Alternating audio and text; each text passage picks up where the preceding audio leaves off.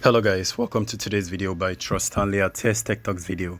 In today's video guys, I'm going to show you how to set your message threshold to a certain limit.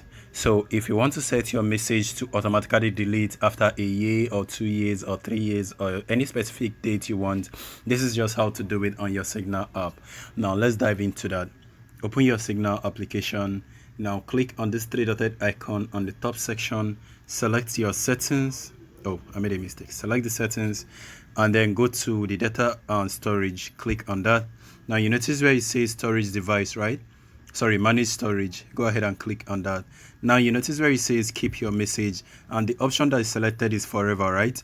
Click on that, keep your message. Now you can notice it has option to set your message to be a year, 6 months, and also 30 days. So when you click on this particular option, you can notice it has this option that says this will permanently delete all the message history from your device older than 30 days. So if you choose this option, it permanently deletes every message that is older than 30 days. Note that this is actually going to work on messages, not conversation. So when you set this option, whenever you have any message that is already up to 30 days, they are going to be automatically deleted on your chat section.